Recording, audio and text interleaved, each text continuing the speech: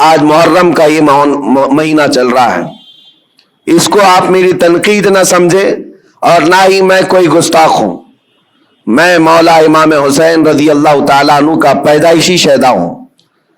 الحمدللہ ہمیں ہمارے گھروں سے یہ گٹھی میں پلائی ہوئی محبت ہے، لیکن محرم کے آتے ہی جتنا ایکٹیو ہمارے محلے ہوتے ہیں سارے جگہ پر، ایک جگہ 51 دیگ کھچڑا بنا ہے، دوسری جگہ کمپٹیشن میں 100 دیگ کھچڑے بنائے. 51 دیگ 100 دیگ، ٹھیک ہے پکاؤ کھلاؤ، لیکن ایک بات میں آپ کو بتاؤں، کھلانا ثواب ہے. کس کو کھلانا؟ پیٹ بھرے ہوئے کو کھلانا. یہاں تو حال یہ ہے جو خود گھر میں کھا کھا کر موٹے ہو چکے وہی کھچڑا کھانے بھی آ گئے. کوئی ایسا بندہ تو ہمیں نظر نہیں آیا جس کے گھر میں ایک روٹی بھی نہیں ملتی اور وہ آ کر کے کھا گیا ہو تو اس کے لیے ثواب ہی ثواب ہے. غربا اور مساکین کو کھلانا بہت بڑا ثواب ہے. سرکار غوث پاک نے تو فرمایا میں نے ساری نیکیاں الٹ پلٹ کر دیکھ لیا، صرف 2 نیکیاں ایسی نظر آئی جو رحمان کو سب سے زیادہ محبوب ہیں.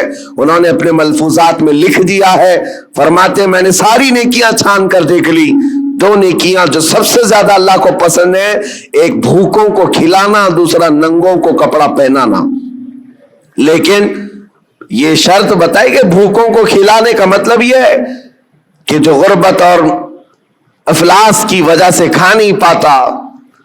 میرے اس کہنے کا مطلب یہ نہیں ہے کہ امیر لوگ کھچڑا نہیں کھا سکتے، تبرک نہیں کھا سکتے، کھا سکتے ہیں، ہم بھی کھاتے ہیں، آپ بھی کھائیں، سارے لوگ کھائیں. لیکن میرے عزیزو، ہمارا کل اثاثہ لا کر کے کیا انہی ساری چیزوں پر ہی خرچ کرنا ہے؟ امت کے لیے ایسے مسائل ہیں، پورے محلے میں گھوم پھر کر کے ہم دیکھ لیں، ہمارے لیے ہمارے بچوں کے لیے کوئی ایسا کوچنگ سینٹر نہیں ملتا جہاں پر غریب بچوں کو پڑھا کر کے IAS یا IPS تک کی تعلیمات دی جا سکے. اس کے لیے کوئی سوچتا بھی نہیں. اور نہ ہی کوئی ایسا ادارہ ملتا ہے محلوں میں کہ بچہ ہمارا اسکول جاتا ہے، کالج جاتا ہے تو ساتھ میں چل کر کے حافظ قرآن بھی بن جائے. ڈھونڈ کر کے نکالو، نہیں ملتے. ہماری لاکھوں کی ایک مشت رقم جو ہے صرف ہمارے ایک وقت کے کھانے میں چلی جاتی ہے. ایک وقت کے کھانے میں آپ کو یہ بات اس لیے عرض کر رہا ہوں، جب مسائل بہت زیادہ ہیں تو جو امپورٹنٹ مسئلہ ہے اس پر اپنی انرجی خرچ کرنا چاہیے. آج ہم تو کھچڑوں میں رہے. کھچڑا ناجائز نہیں ہے، کھانا چاہیے، اچھا ہے، گھر میں بناؤ، جب من کرے کھاؤ، لیکن اس کے لیے اپنے لاکھوں روپے کی لاگت محلوں میں اس طرح سے تقسیم کر کے ختم کر دینا. ہاں اس کو حق بنتا ہے وہ حلوہ بھی کھائے، کھچڑا بھی کھائے، لیکن ساتھ میں امت مصطفیٰ کے مستقبل کے لیے عمارت بھی کھڑی کرے. اس کو یہ حق بنتا ہے. میرے عزیزو، مجھے ایک بات یاد آتی ہے. ہمارے ایک استاد، ان کی یہ سوچ تھی، وہ مثال کے طور پر میں عرض کر رہا ہوں. ہمارے ایک ساتھی نے ہماری شکایت کی کہ حضرت جو کپڑے پہننا ہے سارے طلبہ کو، اس کے علاوہ ایکسٹرا یہ کپڑے پہن لیتا ہے میرے بارے میں. کہا یہ صدری پہن لیا یا جاکٹ پہن لیا. کہا جو اسٹوڈنٹس طلبہ پہن رہے ہیں اس کے علاوہ ایکسٹرا یہ. تو انہوں نے کہا کہ بالکل میں سب کو برابر دیکھنا چاہتا ہوں، کس کو کیا پہننا چاہیے. اور اس کے بعد انہوں نے ایک جملہ کہا تھا ان کو شکایت کرنے والوں کو، کہا اس کی طرح 4 صفحے سبق تو بھی سنا دے اور تو بھی ایسی کپڑے پہن لے.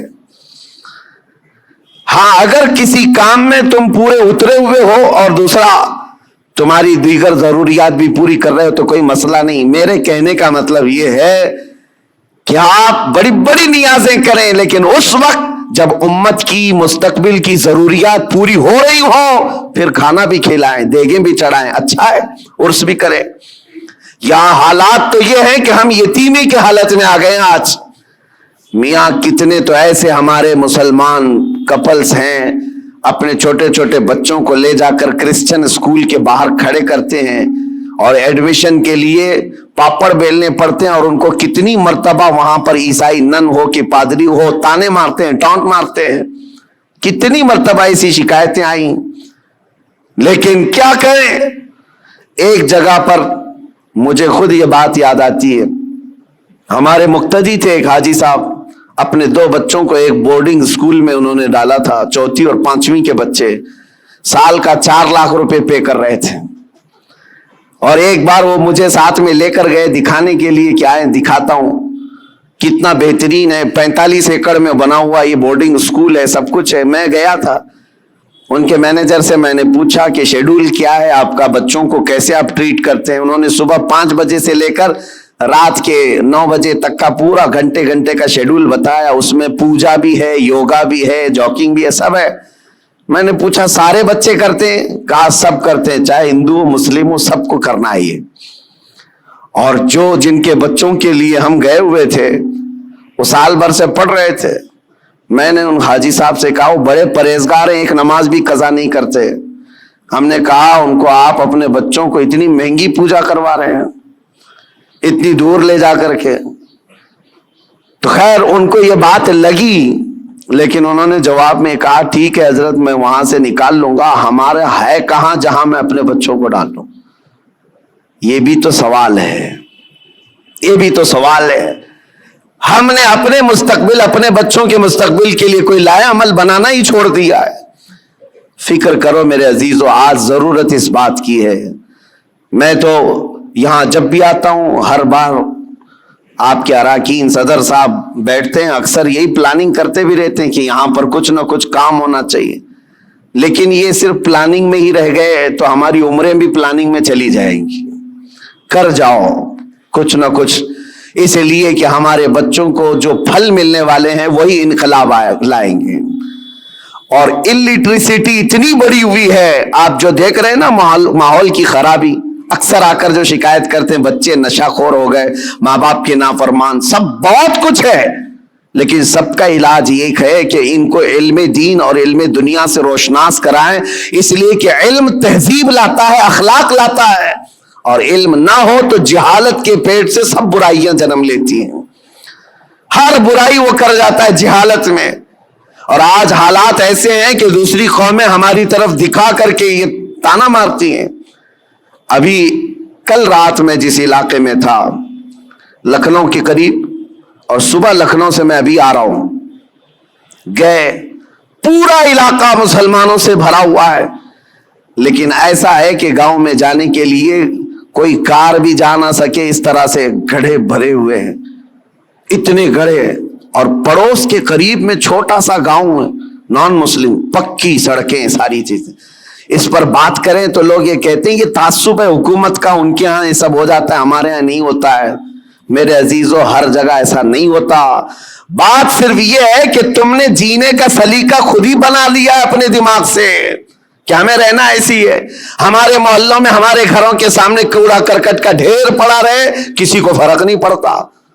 ہم نے تو خود ہی مائنڈ بنایا ہوا ہے. علم آئے گا تو اخلاق بھی لائے گا, تہذیب بھی لائے گا. آپ مدینہ طیبہ جا کر کے دیکھیں, آج بھی الحمدللہ دنیا کا سب سے حسین, ویسے عقیدتاً تو ہے ہی, لیکن ظاہراً بھی جا کر کے دیکھیں تو اس سے پاک و صاف شہر نہیں ملتا.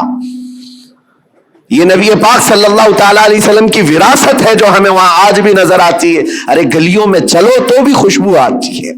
یہ صرف عقیدت اور روحانیت کی بات نہیں کر رہا ہوں, انہوں نے خوشبو آرٹیفیشیل بھی بنا کر کے رکھی ہوئی ہے کہ کوئی گزرے تو اس کو یہاں کہیں مہکنا آنا چاہیے.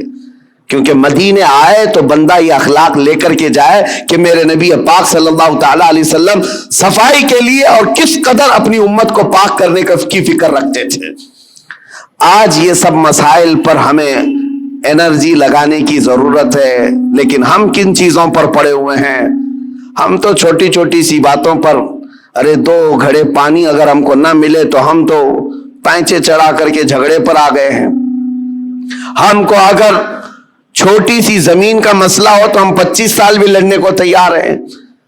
یہ مسائل نہیں ہے. اور اسی طرح سے جو سوشل میڈیا پر آج مناظرے کا اڈا بنا ہوا ہے, ایک جماعت اس جماعت پر, اس جماعت کو اس جماعت پر.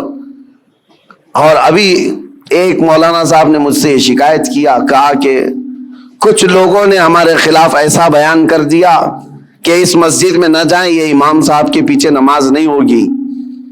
ہم نے پوچھا کہ کیا ان کو تکلیف کس بات کی ہے. کہا وہ ایسا ہے کہ سلسلے کی لڑائیاں، وہ دوسرے پیر صاحب کے مرید ہیں، ہم دوسرے پیر صاحب کے مرید ہیں.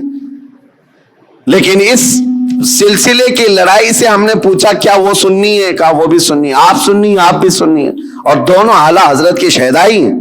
کہا پھر جھگڑا کس بات کا؟ کہا نہیں، وہاں سب میرے خلاف ان لوگوں نے یہ بات کر دی ہے کہ ان کے پیچھے نماز نہیں ہوگی اس لیے کہ یہ اشرفی ہیں اور یہ فلاں ہیں.